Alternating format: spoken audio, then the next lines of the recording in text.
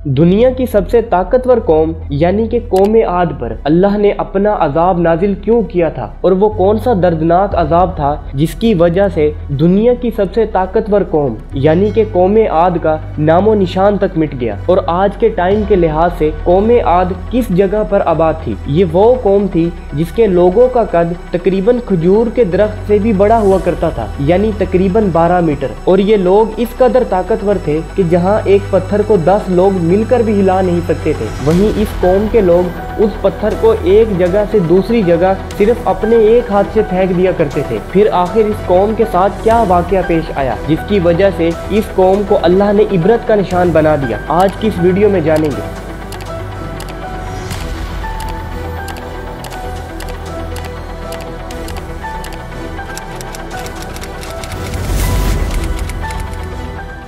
M2 discovery के मौजूद नाजरीन अस्सलामु अलैकुम। अगर आपको हमारी ये वीडियोस पसंद आ रही हैं तो चैनल को सब्सक्राइब लाजमी कीजिएगा।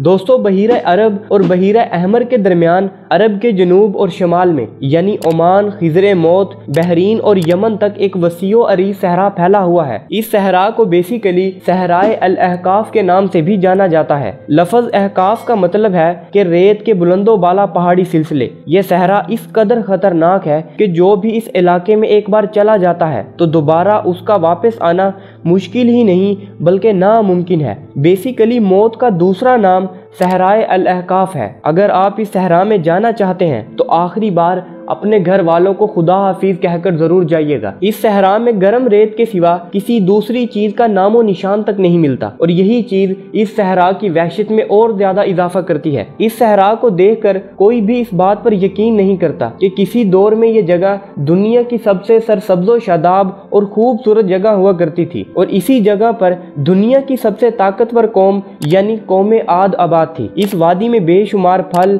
और मेवा जात बकसरत पाए जाते थे। ठंडे, मीठे और शफाफ पानी के चश्मे और बुलंदो बाला खूबसूरत इमारतें मौजूद थीं। इन खूबसूरत और बुलंदो बाला इमारतों में दुनिया की सबसे ताकतवर और अमीर कौम कौम आद आबाद थी। इन लोगों का कद तकरीबन 12 मीटर हुआ करता था और ये लोग इस कदर ताकतवर थे कि अगर एक पत्थर को 10 लोग मिलकर भी हिला नहीं सकते थे, वहीं इस कौम के लोग इस पत्थर को अपने एक हाथ से उठाकर फेंक दिया करते थे। इस कौम के बाद आज तक अल्लाह ने दोबारा इतने ताकतवर लोग पैदा नहीं किए। अल्लाह ताला इसके बारे में कुरान पाक में इरशाद फरमाता है, और फिर दोबारा हमने इन जैसी कोई भी कौम और मुल्कों में पैदा नहीं की। इस वादी अल अहकाफ में कौम आद के टोटल 13 कबाइल आबाद थे। कौम आद सहराए अल अहकाफ में ही आबाद थी। इस बात का सबूत अल्लाह ताला ने कुरान मजीद में भी दिया है। अल्लाह ताला ने इरशाद फरमाया है कि हूद को याद करो जब उसने अपनी कौम को अहकाफ में डराया। ये कौम बहुत जोर आवर और ताकतवर थी। पहले तो ये कौम तौहीद को मानने वाली थी, उसके बाद शैतान ने इन्हें वरगलाया और ये लोग अपनी ताकत के नशे में आकर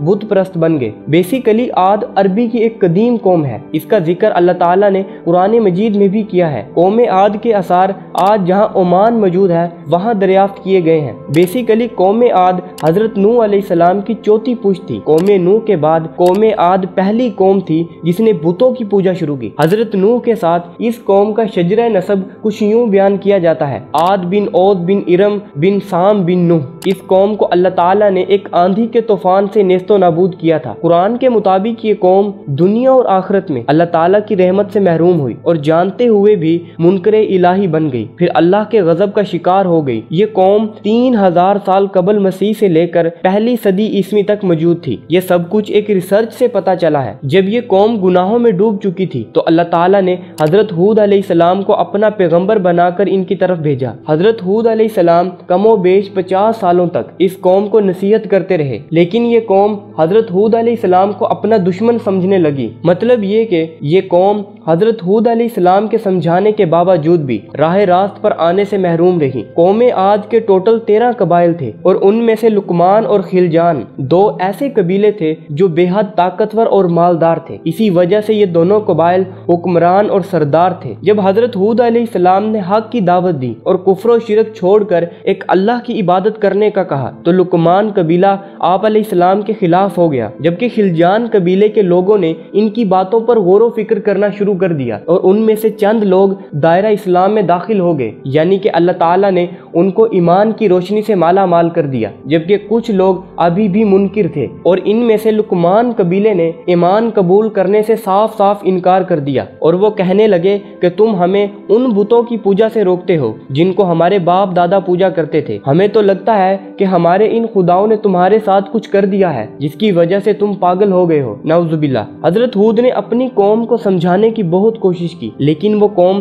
ذرا بھی ٹس سے مس نہ ہوئی۔ جب حضرت ہود علیہ السلام نے دیکھا کہ میری قوم میری کوئی بھی بات نہیں سن رہی تو انہوں نے بارگاہ الہی میں مدد کی اپیل کی، جس کا ذکر اللہ تعالیٰ نے قرآن مجید میں کچھ یوں کیا ہے۔ نبی نے دعا کی کہ اے پروردگار، انہوں نے مجھے جھوٹا کہا ہے پر تو میری مدد فرما۔ اللہ نے حضرت ہود علیہ السلام کی اس فریاد کے جواب میں ارشاد فرمایا کہ اے نبی، یہ بہت جلد اپنے کیے پر پچھتانے لگیں گی۔ اللہ تعالیٰ نے حضرت ہود علیہ السلام کی فریاد کو قبول فرمایا اور اس کے بعد قوم عاد پر عذاب الہی کی ابتدا ہو گئی۔ اللہ نے بارش روک دی، پانی کے چشمے خشک کر دیے۔ اس طرح اس قوم پر قحط سالی کا دور آن پہنچا، ہر طرف باغات ختم ہو گئے، جانور مرنے لگے، پھل سوکھ کر ختم ہو گئے، لوگ بھوک اور پیاس سے رونے اور چیخنے لگے۔ غرض یہ کہ دیکھتے ہی دیکھتے یہ قوم قحط سالی کی وجہ سے بدحال اور پریشان ہو گئی۔ یہ قحط سالی کا دور تقریباً 3 سالوں تک جاری رہا۔ جب حضرت ہود علیہ السلام نے اپنی قوم کو اس حال میں دیکھا تو وہ بہت غمگین ہوئے۔ انہوں نے اپنی قوم سے کہا کہ تم اللہ سے توبہ کرو، معافی مانگو، وہ تمہیں دوبارہ قوت بخشے گا اور تم دوبارہ پہلی طرح خوشحال ہو جاؤ گے۔ لیکن وہ لوگ ابھی تک سیدھے راستے پر آنے کے لیے تیار نہیں تھے۔ یہ قوم ہود علیہ السلام کی کسی بھی بات کو ماننے کے لیے تیار نہیں تھی اور الٹا کہنے لگی کہ تیرے کہنے پر ہم ان بتوں کی عبادت کو چھوڑ دیں جو کہ ہمارے باپ دادا کے زمانے سے ہوتی آ رہی ہے، ایسا ہرگز نہیں ہو سکتا۔ اس سارے واقعے کو قرآن مجید میں کچھ یوں بیان کیا گیا ہے، اے ہود، تم ہمارے پاس کوئی دلیل تو لائے نہیں اور ہم صرف تمہارے کہنے سے نہ اپنے معبودوں کو چھوڑنے والے ہیں اور نہ کہ تم پر ایمان لانے والے، اور ہم تو یہ سمجھتے ہیں کہ ہمارے کسی معبود نے تم میں عصیب زدہ دیوانہ کر دیا ہے۔ اللہ کے اس عذاب نے اس قوم کو بالکل برباد کر دیا تھا۔ اس قوم کے لوگوں نے فیصلہ کیا کہ کیوں نہ حجاز مقدس میں جا کر دعا کی جائے۔ اس وقت بھی لوگوں کو یہ یقین تھا کہ حجاز مقدس میں کوئی ایسی غیبی طاقت موجود ہے جو ان کی دعا کو ضرور سنے گی، حالانکہ حجاز مقدس مکہ مکرمہ ہے اور مکہ مکرمہ اللہ تعالیٰ کا گھر ہے۔ یہ لوگ اس بات پر پورا یقین رکھتے تھے کہ مکہ مکرمہ میں کوئی نہ نظر آنے والی طاقت موجود ہے جو ان کی اس پریشانی کو دور کر سکتی ہے۔ سو یہ لوگ مکہ مکرمہ میں جا پہنچے، وہاں دعا مانگی تو اللہ تعالیٰ نے ان کی دعا کو قبول فرمایا اور ان کی وادی کے اوپر 3 رنگ کے بادل ظاہر کر دیے، کالا، سفید اور لال۔ پھر اللہ نے ان لوگوں سے کہا کہ ان بادلوں میں سے ایک بادل اپنے اور اپنی قوم کے لیے پسند کر لو۔ ان لوگوں نے کافی سوچ و بچار کے بعد کالے رنگ کے بادل کو پسند کیا۔ ان کا خیال تھا کہ یہ بادل بہت زیادہ بارش برسائے گا اور ہماری قوم کے لیے بہت خوشحال ثابت ہوگا۔ یہ سب ان کی وہمی باتیں تھیں۔ دراصل یہ سیاہ رنگ کے بادل اللہ کی طرف سے ان کے اوپر عذاب کے لیے نازل کیے گئے تھے۔ کچھ ہی دیر میں دیکھتے ہی دیکھتے پورے آسمان پر سیاہ رنگ کے کالے اور گھنے بادل چھا گئے۔ ان سیاہ بادلوں سے اللہ تعالیٰ نے ایسی تیز ہوائیں چلائیں کہ مٹی کا ایک بہت بڑا طوفان قوم عاد کی طرف بڑھنے لگا، جس کو دیکھ کر قوم عاد کہنے لگی کہ یہ تو بادل ہیں جو ہم پر بارش برسانے کے لیے آئے ہیں۔ لیکن دیکھتے ہی دیکھتے اس طوفان نے پوری وادی کو اپنی لپیٹ میں لے لیا۔ اللہ تعالیٰ نے طوفان کا یہ عذاب اس قوم پر 7 دن اور 7 راتوں تک جاری رکھا۔ یہ تیز ہوائیں ان لوگوں کو زمین سے اٹھا کر آسمان کی بلندی کی طرف لے جاتی اور وہاں سے زمین پر پٹخ دیتی۔ اس طرح یہ دردناک عذاب 7 دن اور 7 راتوں تک لگاتار اس قوم پر نازل کیا جاتا رہا، یہاں تک کہ پوری کی پوری قوم تباہ ہو گئی۔ ہر طرف موت کا سایہ منڈلا رہا تھا۔ اس دردناک عذاب نے پوری کی پوری قوم عاد کو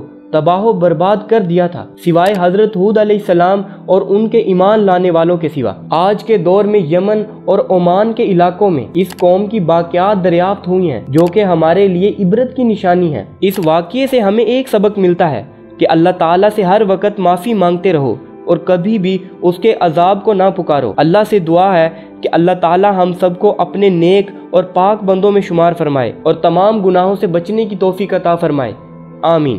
آج کے لیے اتنا ہی تھا۔ امید ہے کہ آپ کو اس ویڈیو سے بہت کچھ نیا جاننے کو ملا ہوگا۔ اگر ویڈیو اچھی لگی ہے تو اسے لائک ضرور کیجیے گا اور شیئر کرنا ہرگز نہ بھولیے گا۔ میں ملتا ہوں آپ کو نیکسٹ کسی ایسی ہی انٹرسٹنگ اور مزیدار سی ویڈیو کے ساتھ۔ تب تک کے لیے اپنا خیال رکھیے گا۔ اللہ حافظ۔